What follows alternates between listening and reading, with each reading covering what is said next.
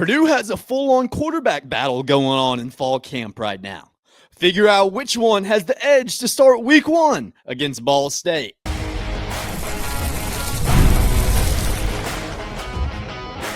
You are Locked On Boilermakers, your daily podcast on the Purdue Boilermakers, part of the Locked On Podcast Network, your team every day. Hello and welcome into another episode of Locked On Boilermakers here on the Locked On Podcast Network, where it is your team every day. I'm your host, Nick Arvin. We're talking Boilers all week here on the show. We've been talking about Boilers for the last 2 weeks as we've been launching Locked On Boilermakers. If you guys wouldn't care to help me out, please subscribe. We're trying to get our channel to 1,000 subscribers before week 1 kickoff against Ball State. Today's episode is brought to you by Monarch Money. Take control of your finances with Monarch Money. Use code LOCKEDONCollege at monarchmoney.com for 50% off your first year. So we're going to go ahead and just jump right into things today. Today's focus is going to be on this quarterback battle that's been going on throughout camp, this quarterback battle that's been talked about all throughout the summer, all throughout the fall, and that really comes down to two guys right now. That's Ryan Browne and that's Malachi Singleton. Earlier throughout the summer, Meredith, he had the opportunity to kind of fit in, an experienced guy, an experienced brain to fit into Barry Odom's system. And we saw that, but we saw so far going into fall camp that Malachi Singleton and Ryan Browne have really taken strides. They've taken a bit of a jump in their overall production throughout camp to what they've been able to do throwing the ball. And as we've noted, these guys are both two young quarterbacks that can make it happen on their feet. They were both rated as top dual threat quarterbacks coming out of high school. Ryan Browne won 7A Florida Player of the Year coming out of high school and was a top dual threat player coming out of the state of Florida. Same with Malachi Singleton, who was the 5th ranked dual threat quarterback coming out of his class. So these are two guys that have more similarities than differences. They're both dual threat types of guys. And when you look at what Barry Odom wants to do at quarterback, when you look at what he wants to bring in, it makes so much sense that these two guys are the front runners. So we know that Barry Odom wants to build an identity of a run-first offense where the quarterback is able to improvise, able to get up out of the pocket, able to step up in the pocket and deliver throws down the field. And both these two guys are going to be able to do that. But which one is going to be doing that week 1? We've talked a lot about Ryan Browne, how he fit into the program last year. We saw him play quarterback for Purdue in 2 games last year. Well, actually more than 2 games, but he got 2 starts. We'll talk about the starts, one against Illinois and then one against Oregon. That Illinois game, we'll talk a little bit more about that in the show, but that game was explosive. We saw Ryan Browne throw for almost 300 yards. We saw him rush for over 100 yards, showing that dual threat capability that we know that he's capable of. Purdue wasn't able to pull out the win in that one, but you take them to overtime, you go 49-50, and that gives genuine happiness to Purdue fans. That's what we want to see. We want to see that competitive football that was missing out at times last year. And that Illinois game really symbolizes what this Purdue team wants to be, who the identity that they want to build. And through that, Ryan Browne is the face of that. He was the quarterback for that game. And we've seen that, hey, he can play against some of the top 10 teams in the Big Ten. It didn't go as well the following week against Oregon, but that was a dominant defense. When you play against Illinois, a ranked team, a team that we saw as the AP poll just released is going to be a top 10 team in the nation, that's a good team. You see them on the schedule this year again for Purdue. You have another opportunity. But when you look at what Ryan Browne was able to do last year in that game, it gives you tons of excitement for what he could potentially be this year for Purdue, what he could potentially be going forward, having 3 years of eligibility left. That's a guy that you can plug in to your offense. And there's been a lot of excitement about that. And while I agree, there should be that sentiment of excitement. There should be a level of happiness that he made his way back to North Carolina after transferring out in the offseason.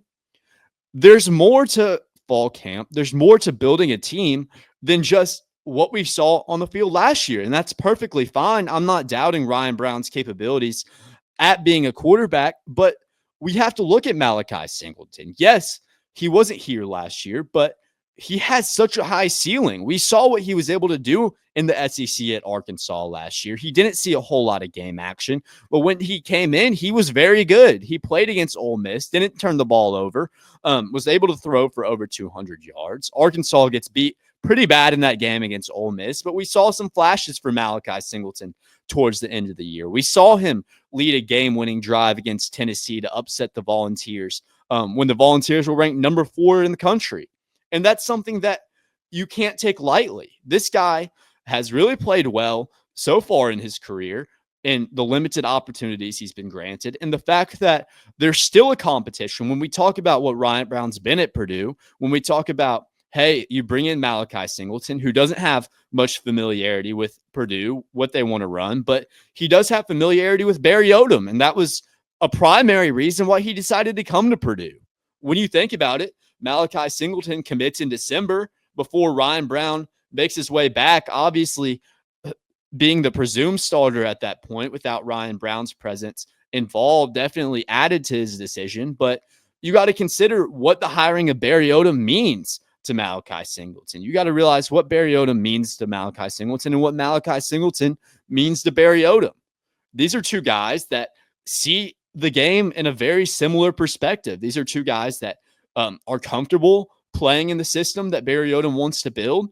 And we see that. We've seen so far in camp, Malachi Singleton has turned eyes. There have been some turnover concerns, not just for Singleton, but for both Browne and Singleton. And that's something that is going to need to be worked out as we go forward in this competition and see who that starter is going to be going forward, going into the regular season, week 1 against Ball State. And these are all issues that are going to get worked out. But we see what Barry Odom says in his interview. Hey, these camps, summer, fall, going into the regular season, this is about getting reps for guys that haven't been in my system yet, that are trying to learn how to play with this reloaded roster. When you bring in over 50 transfers, it takes a bit of an adjustment period. And we've seen that for both Malachi Singleton and we've seen that for both Ryan Browne. But when I see people on social media, they say, hey, it's Ryan Browne's job, he's running away with it. I don't think that's necessarily the case.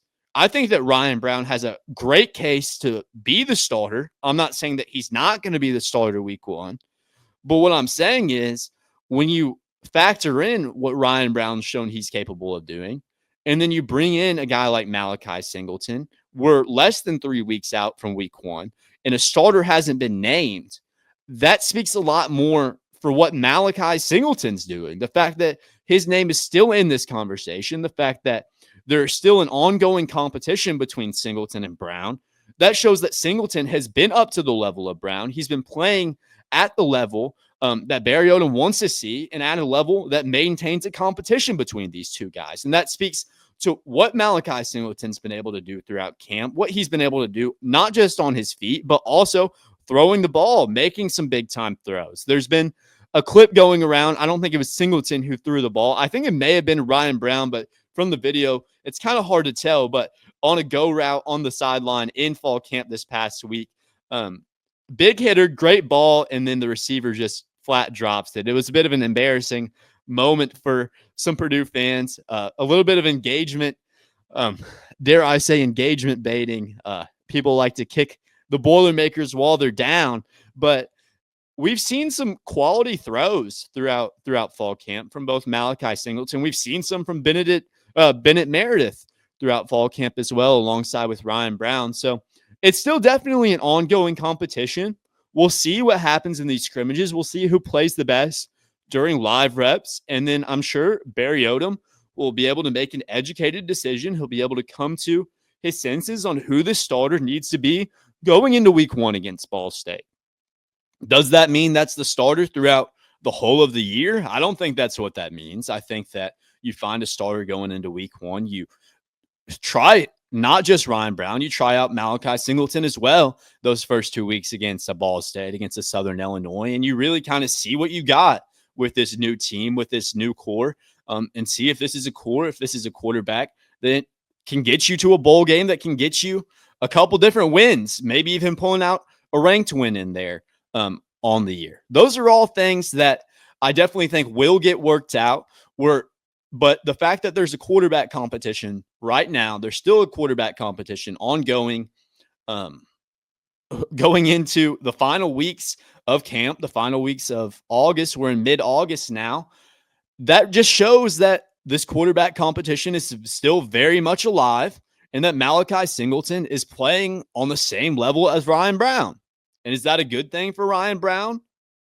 I don't know. Not necessarily. He hasn't really taken the leap that everyone has somewhat been expecting him to take, but more of that is just Malachi Singleton making throws and making good plays, being on the same pedigree as Ryan Browne going into this final week of camp. So we'll talk a little bit more about that quarterback battle. We'll keep you updated on who's the leader, who's kind of pulling away going into week one on the show. But in our next segment, we're going to talk about some big games of the year. We're going to talk about the 3 biggest games on Purdue's schedule and what that means. And we'll have that for you next. Most people can't name all their financial accounts or even what they're worth, whether it's 401ks, properties, or investments. And when you don't have the full picture, you can end up leaving money on the table. That's why there is Monarch Money. It's an all-in-one personal finance tool that brings your entire financial life together in one clean, easy-to-use interface on your laptop or your phone. Monarch does the heavy lifting for you as you can link all your accounts in just minutes. See clear data, visuals, get smart categorization of your spending, and finally feel in control of your money without ever touching a spreadsheet. Before using Monarch Money, I had no idea how much I was paying in subscriptions. Getting on Monarch, I was able to cut some of those out that I wasn't using and really save a lot of money using their resources. Don't let financial opportunity slip through the cracks. Use code LOCKEDONCollege at monarchmoney.com in your browser for half off your first year. That's 50% off your first year at monarchmoney.com with code LOCKEDONCollege. For this next segment, I want to talk a little bit about some of the biggest games that Purdue football is going to play this year, some of the biggest games that are going to have some of the more meaningful outcomes on not just what Purdue does this year, but for Purdue going forward, the outlook from the fans, what we, the fans, and the people around the program kind of think, view this football program, view what Barry Odom's doing. And these are some big games on the schedule. Purdue's got a bit of a tough schedule this year, but when you look at it, these 3 games really stick out to me. You look at week 3 versus USC, coming off Ball State in week 1 matchup. You got Southern Illinois in a week 2 matchup. And then you take on USC at home. Something interesting that I noticed in 3 of these games that I picked out, all these games are at Ross-Ade. And that's something that doesn't get talked a lot about when you talk about what Purdue's schedule is, because you talk about how hard it is down the stretch, how hard it is that last month of the year taking on Ohio State, Michigan, Washington, Indiana. All those are tough games, but you have several good opportunities at Ross-Ade in your home environment to pull out some wins, to pull out some upsets this year. So that's why I picked the games that I did. And if we go back to this, when you view that week 3 matchup against USC, you got to think, hey, Purdue comes in 2-0. They have the opportunity to go up 3-0 against USC. We know that USC team is going to come out offensively dominant. They're going to come out throwing the ball. Jaden Maava is the current projected leader to lead the Big Ten in passing yards. We know that. We know what Lincoln Riley's able to do, how he's able to build an offense, how he's able to develop quarterbacks and put them into that offense so that there's consistent success. But what we saw last year was a Trojan team that struggled stopping the run. When you bring a Devin Mockabee, a senior running back, as intelligent as he is, when you bring in a defense like USC's that have seen some flaws stopping that run game, there's going to be an opportunity there in week 3 to really make your name known, to come out early for Barry Odom, and to show what this team's all about.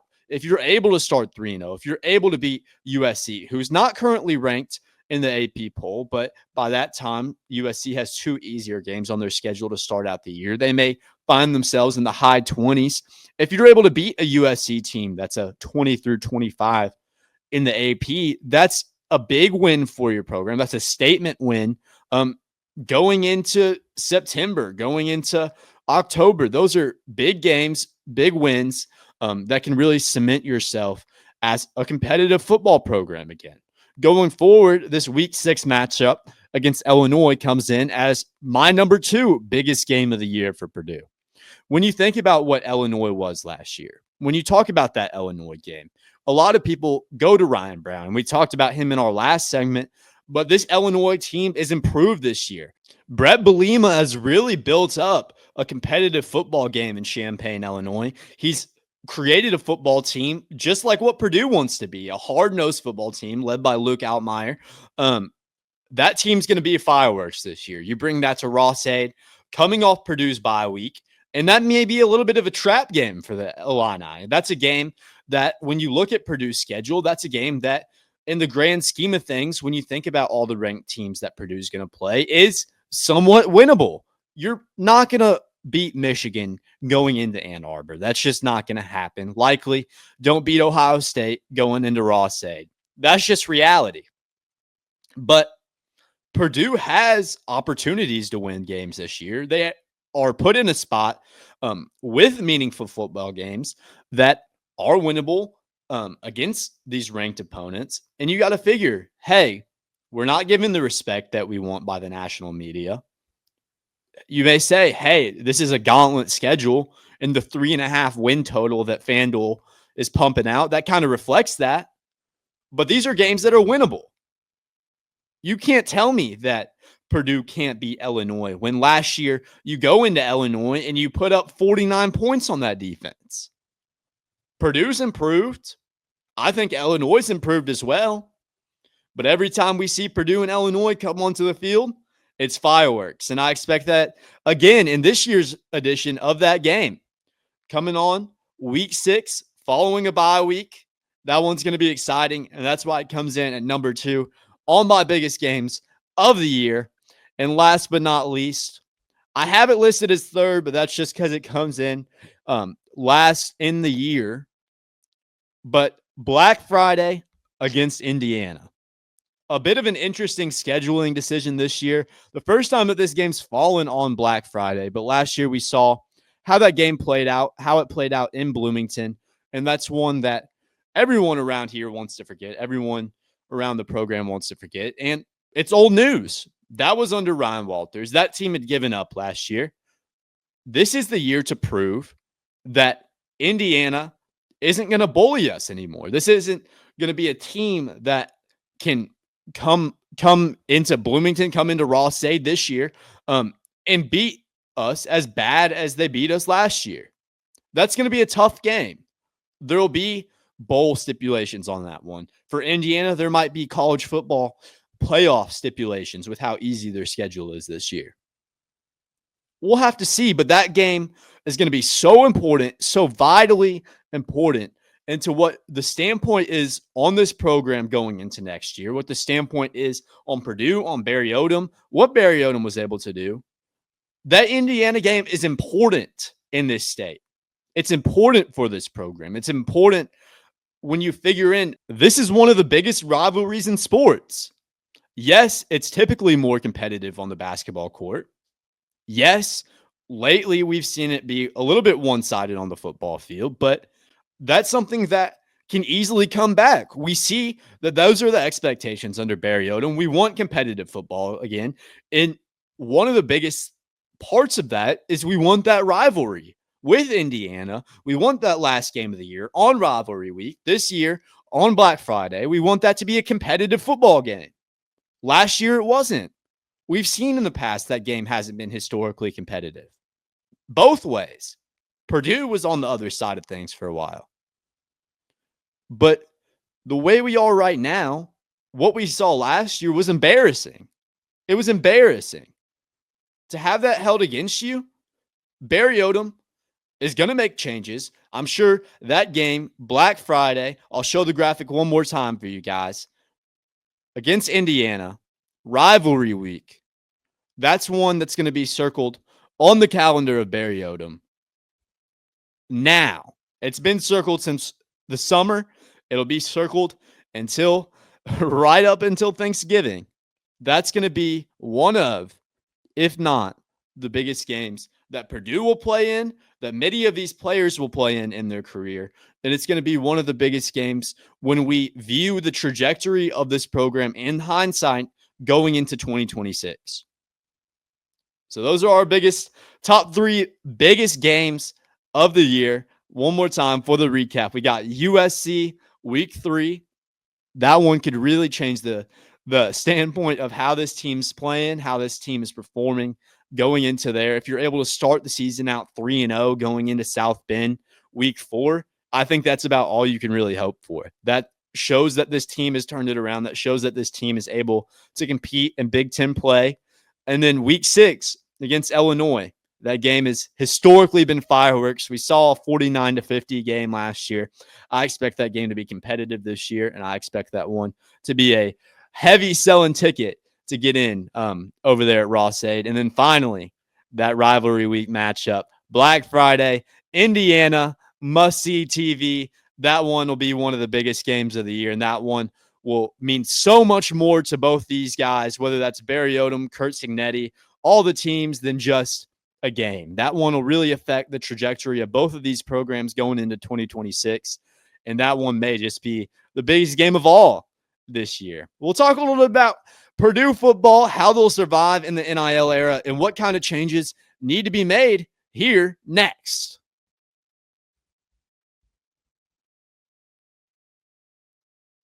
For this next segment, we've talked about kind of the quarterback battle going on in fall camp. We talked about some of the bigger games on Purdue's schedule this year. But for this next segment, I want to talk a little about the future of Purdue football, what this program is going to be going forward under Barry Odom. But just in a time of NIL, football as we know it, college football as we know it, is completely changed. It's a whole different game. It's a whole different ecosystem than how it was pre-COVID, just 5 or 6 years ago. And a big part of that, the almost entire part of that, is NIL. We've seen that with different NIL collectives popping up around the country. At Purdue, that was the Boilermaker Collective. But with a recent House ruling, House against the NCAA, that collective's dead now. Boilermaker Alliance, that's going to become obsolete because we've established, hey, that's not how we're going to do things in the NIL era.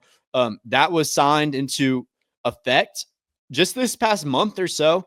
And that begs the question, when you don't have fans paying into these collectives anymore, where does that money come from? Where does this NIL money come from for the guys to recruit players to Purdue, to recruit players on that football team? And so actually that's going to come from the schools now. They've implemented a new salary cap system where it's a $20.5 going on $21 million salary cap, so call it, that will pay players directly from the universities. It'll pay the NIL. It'll pay players to come. And then Mike Babinski, Purdue's athletic director, was asked about kind of the allocation of the funds, and he didn't get too into it, but what he did say is, hey, 75% is the industry standard for what these schools, what a lot of Big Ten schools that really prioritize their football are going to be spending on their football program. 75% of that salary cap, so just over about $15 million, is going to be allocated to our players on our football program. That's what it's going to be set for. And then you split up about 15% for basketball, and then everything else goes for a variety of different sports throughout that athletic department. But something interesting that Babinski stated, we're not going to do the full 75% for football. We're not going to do the full 75% at Purdue. And that makes me wonder, obviously, the basketball program is king. The more guys you can recruit into that basketball program, the more help you can give for Painter, the better talent that you can give. We've seen that Matt Painter is a top talent developer in the nation. So he doesn't need 5-star guys to put on a successful product on the court. But when you have that luxury, it definitely helps. And I understand the thought process. You bring more resources to Matt Painter. You know that hey, our basketball program does better than our football program. But my question is, how are you going to build up a football program if you don't allocate the full amount of resources to it? How are you going to build up a football program from scratch, expect Barry Odom to step in and find immediate success if you're not going to allocate the resources necessary for him to find that success? I have nothing wrong with giving the basketball team resources. I have nothing wrong with giving Matt Painter more resources to recruit and to find players for that team. But the football program needs it. We've seen Matt Painter find success with 4 stars. We've seen him be able to develop anybody into a top player in the country. We see that with Braden Smith, but we haven't seen the football program be able to recruit guys at the level that you want to see. We haven't seen this program get back to what it used to be in the NIL era. It struggled. As soon as Jeff Browne leaves, the recruits, the quality of recruits start to go down. We see Ryan Walters come in. We see that program kind of go to the bottom, 1-11. That's unacceptable. How do you rebuild this program? How do you build it back up if you're not going to allocate the full amount of resources given to you by whatever source allocates that $20.5 million salary cap? How are you going to not spend the industry standard that every other team in the Big Ten is spending on their football programs for your football program? That doesn't equal success. It just leaves you at the bottom. If you're not willing to spend on this program what other schools are willing to spend, I'm not saying, hey, you need to spend what a Penn State and Ohio State, Michigan is willing to spend, because at those schools, football is king. Everyone cares about football at Ohio State. That's what they're known for. They're known for football at Ohio State, football at Michigan, football at Penn State. And I'm not saying that that's ever going to change. I'm not saying that you need to be able to outspend schools like that. But what you should be able to do is spend at the same level as some of the competition in the Big Ten. You should be able to spend at the same levels as a Rutgers, as a Indiana, as a Maryland, as a Northwestern. There's no reason why you shouldn't be allocating the proper amount of resources that these schools get. I understand that you want to put the best product on the basketball court as possible. And I understand that's what sells at Purdue. That's what the people want to see. Mackey is sold out year after year after year for a reason. But the football program matters. And I don't understand why we don't realize that. Why we've been treating this football program like it should just be swept under the rug. That's what they were doing in Indiana for a while. Whenever Kurt Cignetti comes around and they find success, then now everybody's an Indiana football fan. But why don't we as Purdue fans, why doesn't the Purdue administration build up the program in a respectable way? Build it up, have the dignity to spend the amount of money that other schools are spending on their football program. Have the respect for your football program to build it up and to try to find success. We know that the NIL era, it's about spending money. You get better players by spending money, and that's just what it comes down to. You can say, hey, I don't like what college football has become, and that's perfectly fine. I don't know how many people really enjoy the fact that it's kind of pay to win now in college football. That's not exciting to a lot of people, but you have to accept it. That's what the laws are now. That's how college football is going to operate. And there's nothing I can do. There's nothing anybody can do to change that. So you need to operate under what these new NIL rulings are. You need to operate under the standpoint of, hey, we're going to allocate the proper amount of resources to make sure that we put the absolute best product on the field.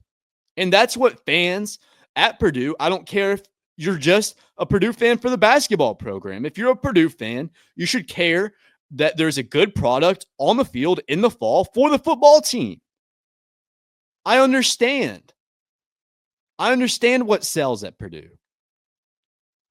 But this football team deserves the respect. They deserve to be watched. They deserve the admiration, and they deserve the opportunity to put a better product on the field. I'm not saying that it's wrong to allocate more resources towards men's basketball and take those away from the football team. But I'm saying that if you're going to bring a first-year head coach into a team, if you're going to bring in all these transfers, you need to give out the money and you need to give out the resources to set this team up for success. Going forward, we'll see. We'll see if Purdue's willing to spend the money to put a good football team on the field.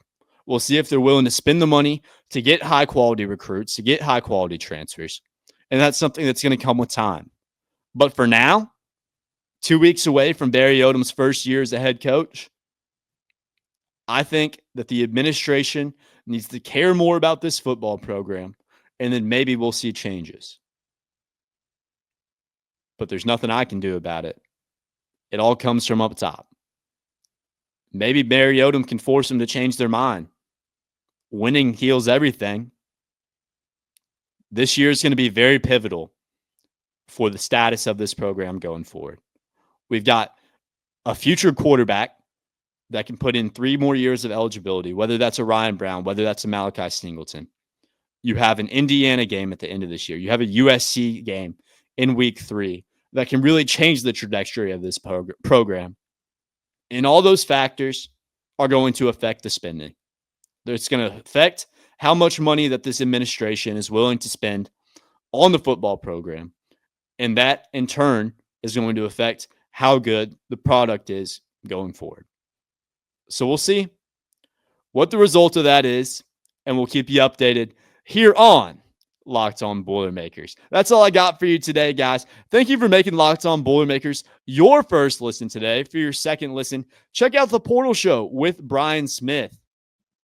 He's got the latest rumors, portal entries, and signings for you. Be the most informed fan on the rapid changes to the college football landscape. Find the portal on YouTube or wherever you listen to podcasts. Thank you again for joining us today, guys.